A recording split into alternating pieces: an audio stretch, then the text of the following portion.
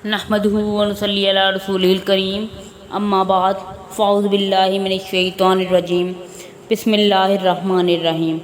آج کا ہمارا موضوع گفتگو ہے سورۃ الاحزاب۔ یہ سورہ مدینہ منورہ میں نازل ہوئی ہے۔ اس میں 73 آیات، 9 رکوع، 1280 کلمات اور 5790 حروف ہیں۔ احزاب حزب کی جمع ہے جس کے معنی گروہ اور جماعت کے ہیں۔ چونکہ ہر طرف سے مشرکین کی مختلف جماعتیں مدینہ منورہ پر حملہ آور ہوتی تھیں، اس لیے اس غزوہ کو غزوۃ الاحزاب کہتے ہیں۔ اس وقت اللہ تعالیٰ نے آپ صلی اللہ علیہ وآلہ وسلم کی ہوا اور فرشتوں سے مدد کی، اس لیے یہ سورۃ الاحزاب کے نام سے موسوم ہوئی۔ اور اس جہاد کو غزوہ خندق بھی کہتے ہیں کیونکہ صحابہ کرام نے اس وقت مدینہ کے گرد خندقیں کھود کر کفار کا مقابلہ کیا تھا۔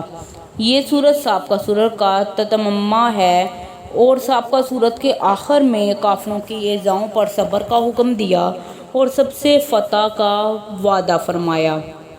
کافر منافقوں نے بطور طعن کا متی ھذا فتح کہ کب فتح ہوگی، اللہ تعالیٰ نے اجمالی جواب تو پہلے ہی دے دیا تھا، فَأَعْرِضْ عَنْهُمْ وَانتَظِرْ إِنَّهُمْ مُنتَظِرُونَ۔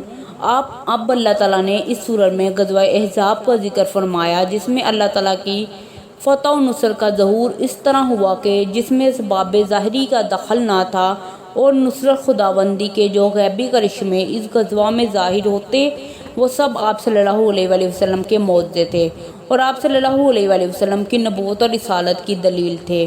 اور ابتدائی صورت میں اللہ تعالیٰ نے اپنے نبی کو چند ہدایات اور نصیحتیں فرمائی جن پر اللہ کی فتح اور نصرت کا مدار ہے کہ تقوی، صبر اور توکل پر قائم رہیں، سوائے اللہ کے کسی سے نہ ڈریں اور کسی جانب التفات نہ کریں اور باکلیہ اللہ کی طرف متوجہ ہو جائیں۔ اللہ نے کسی کے دو دل نہیں بنائے کہ جو بیک وقت دو جانب متوجہ ہو سکے۔ اور آغاز صورت میں ایک حکم یہ دیا کہ وحی الہی کی اتباع کریں اور ایک حکم یہ دیا کہ کافروں اور منافقوں کے مشورے اور ان کے کہنے پر نہ چلیں۔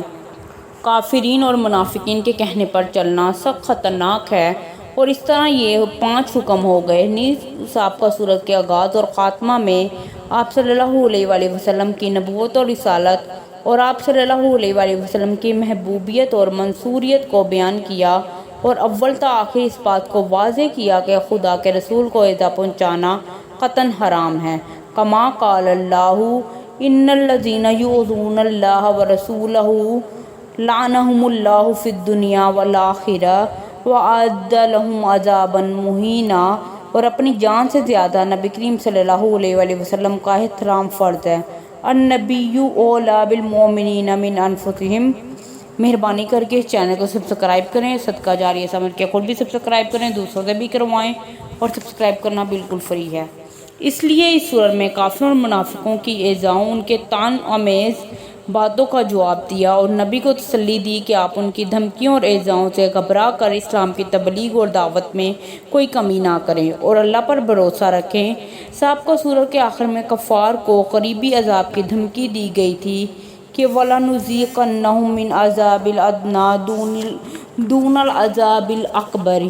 اس صورت میں اسی قریبی عذاب کا ذکر ہے، یعنی غزوہ احزاب میں کفار کی شکست کا بیان ہے جو عذاب ادنیٰ سے ادنیٰ مصادق ہے۔